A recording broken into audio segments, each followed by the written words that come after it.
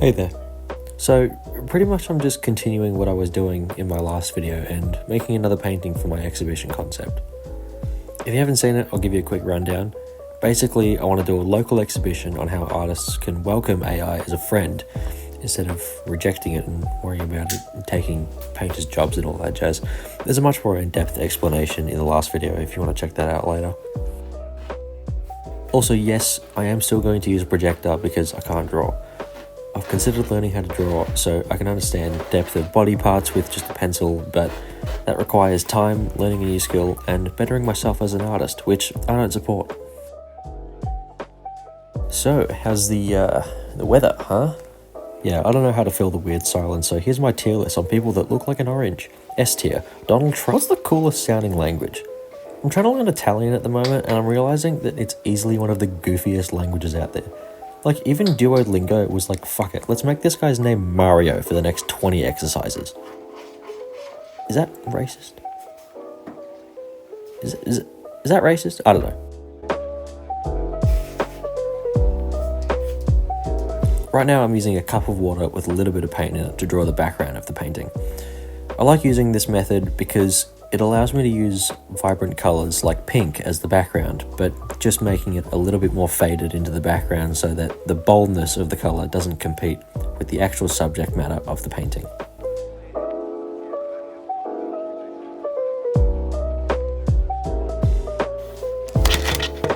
Yeah, not for free, buddy. But if you sign up to my Patreon for $5.50 a month, I'll show the uncensored version for all the freaks out there. Also, here's me with the background magically done, as if I somehow didn't notice the camera had fallen down 10 minutes ago, and I'm pretending that the paint I'm now adding is making any difference whatsoever.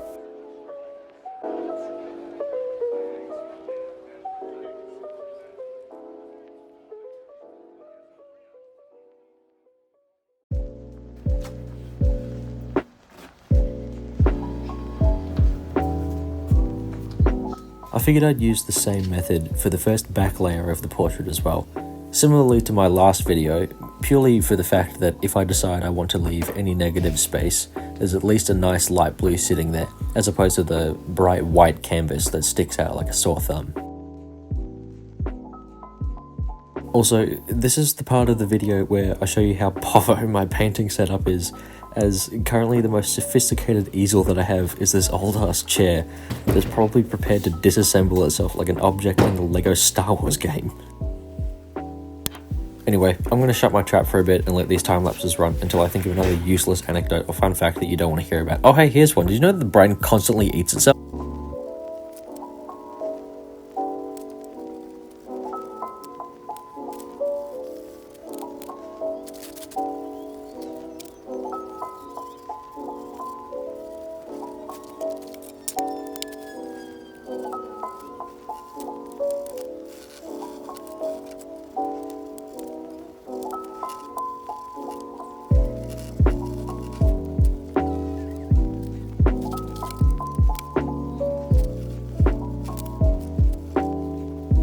To be honest, I probably got a bit ahead of myself when I started painting in the base colour of the face. I should have probably spent more time mapping it out with a darker blue as opposed to going straight into deciding how bright I wanted the directional light to be, without having mapped out the neck or the rest of the hair properly. It was a problem that I was able to fix later on, but in the future I'll try to spend more time mapping it out so that I don't have to improvise so much on the back end of the painting.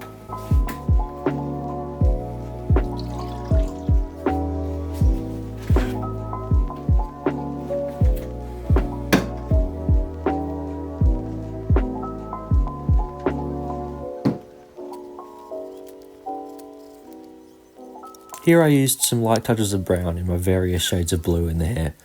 Not a lot, but just enough to contrast from the lighter, more vibrant shades of blue in the face, to imply that this person's hair is actually black in real life and not a lighter colour.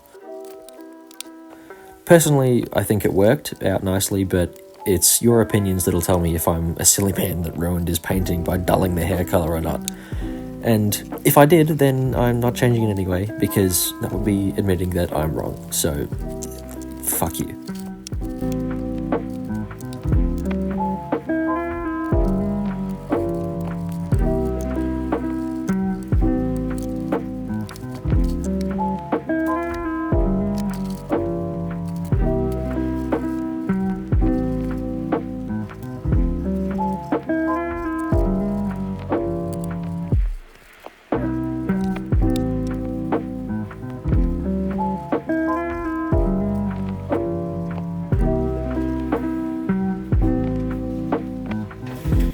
here I'm adding in the pinks, which is the colour I'm using for the directional light, matching the colour of the background to imply that the subject matter is currently situated in a bright room or setting.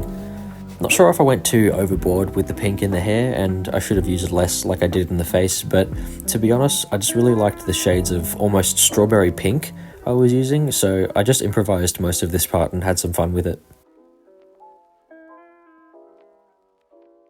Anyway, we're getting close to the end of the painting, so I'm going to shut up and meet you at the end.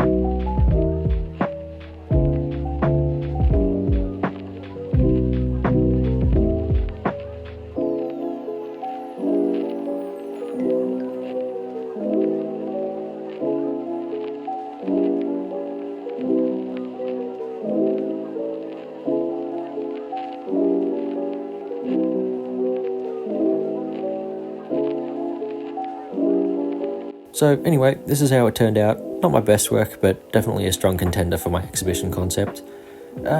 Bit of a more chill video from me. I hope you liked it.